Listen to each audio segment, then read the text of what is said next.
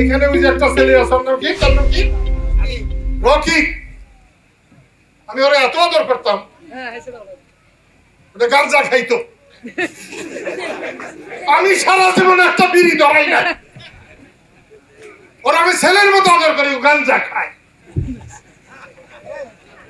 এখন বলে বাদ দিছে। ওর ফুফু একটা মায়ের চাইতেও বড় ফুফু আমি দেখছি, এমন ভালোবাসতে পারে ভাইয়ের পুতকে। ওই যে প্রবাদ আছে, নিজের থাকুক শতপুত, তারপরেও ভাই পুত। এরকম রামপুরের ভাই বন্ধুরা,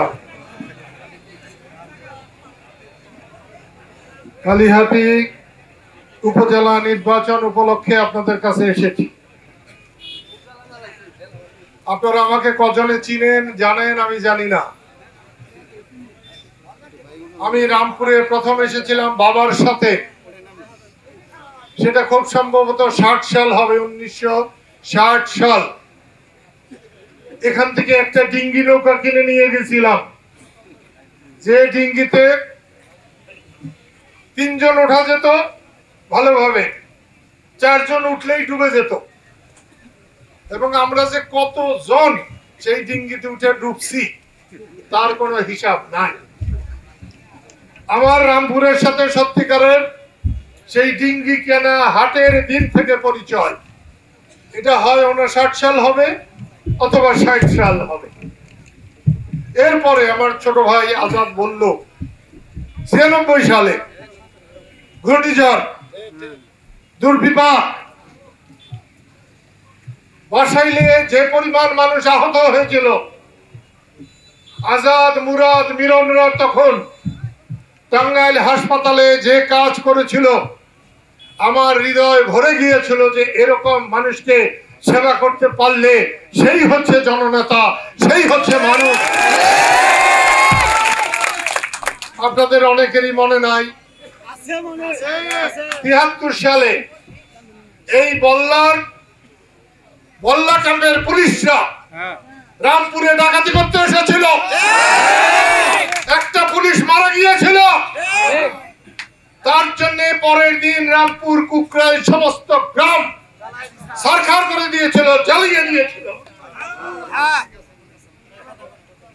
কার মনে আছে আমি কিন্তু ঠিক বুঝতে পারি না, কিন্তু মনে থাকার কথা, মনে থাকার কথা,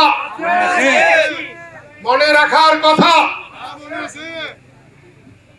এগুলো মনে না থাকলে আপনারা ক্ষতিগ্রস্ত হবেন। আমার কাছে পরশুদিন রামপুরের কয়েকজন গিয়েছিলেন, আমার ভালো লাগে নাই তাদের কথা। তাদেরকে নাকি কারা হুমকি দেয়, আমি অবাক হই। পাকিস্তান হানাদাররাও শুরুতে হুমকি দিয়েছে, কিন্তু যখন তারা পরাজিত হয়েছে লেজ গুটিয়ে চলে গেছে। সে আজাদ সিদ্দিকীকে তার বড় ভাই লতিফ সিদ্দিকী,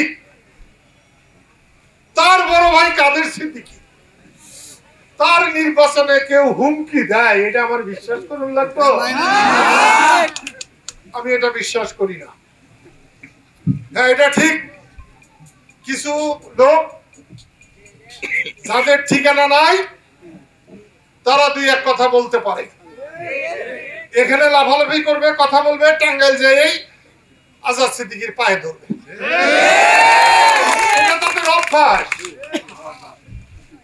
আমি সেই জন্য বলছি, আমি ওকে কিন্তু একসময় আমি গামছা মার্কা দিতাম, গামছা মার্কা। আমি বড় ভাইকেও গামছা নিতে বলছিলাম, বড় ভাই বলেছিলেন আমাকে নির্বাচন করতে দাও। তুমি যখন ঘর থেকে আমাকে বের করেছ, আমি ট্রাক মার্কা নেব। আমি বলছি আলহামদুলিল্লাহ, রামপুরে যত গামছা আছে, লুঙ্গি আছে, ট্রাকে ভইরা আপনি সারা কালিহাতিতে ভরে।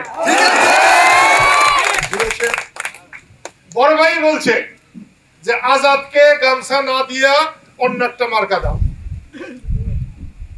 আজাদ চাইছে আনারস, আমগো আনসারও চাইছিল আনারস। আনসার চলে গেছে, আজাদের আনারস আজাদের। ঠিক আছে। ঘাটাল গেছিলাম, ওখানেও মনে হলো আনারসই জিতবো। ওখানেও মোটর সাইকেলের খাবার নাই, কালীহাতিতে তো খাবার এই নাই। আমি কিন্তু পশ্চিমেও গেছি, জোগাড়চর, তারপরে কি বলে রুহুলি, তারপরে কি জানি ওই সমস্ত জায়গায় আমি কিন্তু ঘুরে আসছি। প্রথম শুনলাম যে বেশি ভোট হবে না। না, রামপুরারা ভোট দিলে, বল্লারা ভোট দিলে, পাইকরারা ভোট দিলে, নাগবাড়িরা ভোট দিলে, বীরবাসুন্ডারা ভোট দিলে, পার্কিরা ভোট দিলে, আজাদ সিদ্দিকী, লতিফ সিদ্দিকীর থেকে বেশি ভোট। আর প্রচারের দিন নাই, আজকে প্রচারের দিন শেষ। এখানে ওই যে একটা ছেলে আছে, নাম কি, তার নাম কি, রকি। আমি ওরা এত আদর করতাম, গাঁজা খাইতো। আমি সারা জীবন একটা বিড়ি ধরাই না,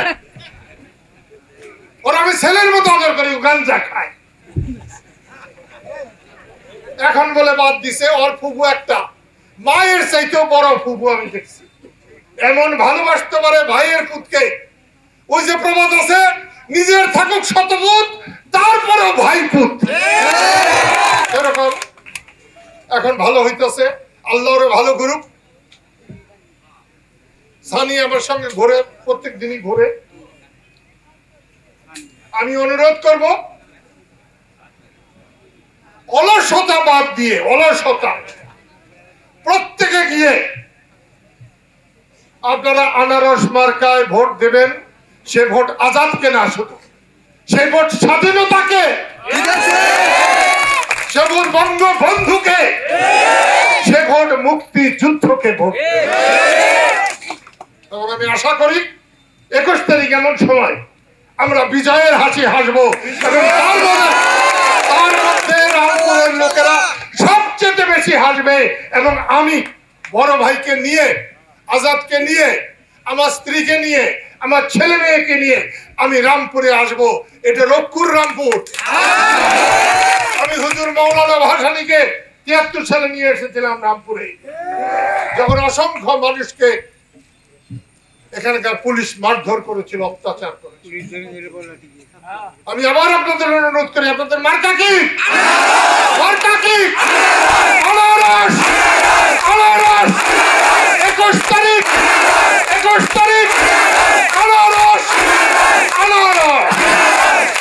আল্লাহ আপনাদের তার পবিত্র আরশের ছায়া তলে রাখুন। খোদা হাফেজ।